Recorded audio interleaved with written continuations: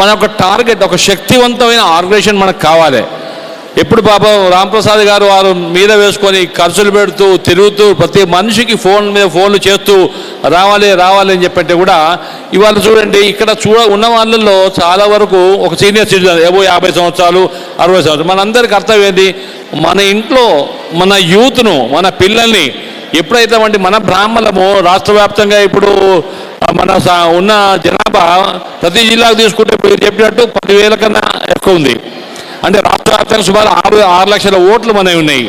ఒక 1.5% స్టేట్లో మన జనాభా ఉన్నప్పుడు మనము అందరం ఇవాళ మన కూటమి బ్రాహ్మణ కూటమి ఇవాళ ఏమంటున్నా అంటే బ్రాహ్మణ రాజకీయం ఇక మొదలు కావాలా.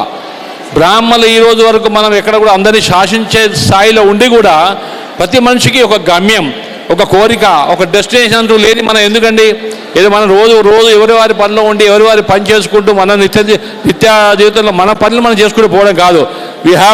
Everybody should have an intention, a target and destination. అందరూ ఎంతో వేరే కులాలలో వాళ్ళు ఎంత సాధిస్తున్నారో మన అందరినీ మనం వాళ్ళ ముందర బాధపడుతూ మనకు ఇవాళ చేతిలో ఏది లేదు. ఇవాళ మన బ్రాహ్మణులకి ఏముందని రాజకీయ పరంగా రాష్ట్ర వ్యాప్తంగా ఇవాళ మనం ముందుకు పోవాలంటే మనకేమన్నా గవర్నమెంట్లో ఇంపార్టెన్స్ ఇస్తున్నారా? కాంగ్రెస్ గవర్నమెంట్ కానీ బీఆర్ఎస్ అంతకుముందు ఇంకా బీఆర్ఎస్లో మనకి ఇచ్చారు ఒక బ్రాహ్మణ కార్పొరేషన్. ఇప్పుడు 2.5 సంవత్సరాలు ఆ కార్పొరేషన్ ఎక్కడ పోయిందో దాని మూతపడిపోయింది. ఎంతోమందికి రకరకాల ఉపాధి జరిగేది దాంతో.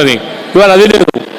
ఇవాళ ఈ రేవంత్ రెడ్డి గవర్నమెంట్ కాంగ్రెస్ గవర్నమెంట్ కూడా మన అందరం కూడా సంఘటితమై ఒక కూటమి ఇవాళ మీ అందరం మనం ప్రమాణం చేసుకోవాలంటే ఒక కూటమిలాగా ఏర్పడాలి. మనం బ్రాహ్మణ కూటమి, ఇందులో ఒక బ్రాహ్మణి కన్నా నియోగి కాదు, బ్రాహ్మణ కూటమి అంటారు నేను.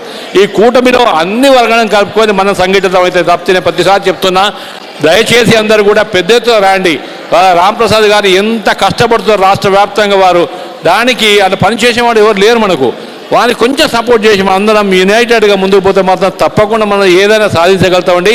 రాబోయే ఎన్నికల్లో కానీ ఈ యొక్క రాజకీయ పార్టీ కూడా మనం ఎదగవచ్చు. మనకు లేదా? మన చేత కదా? మన దగ్గర మేధావులు లేరా? చదువుకున్న వాళ్ళు లేరా? తెలుగులో వాళ్ళు లేరా? కాన్స్టిట్యూషన్ గురించి అవగాహన ఉన్న వాళ్ళు ఇక పెద్ద వాళ్ళు ఇక్కడ వేదిక మీద కూర్చున్నారు.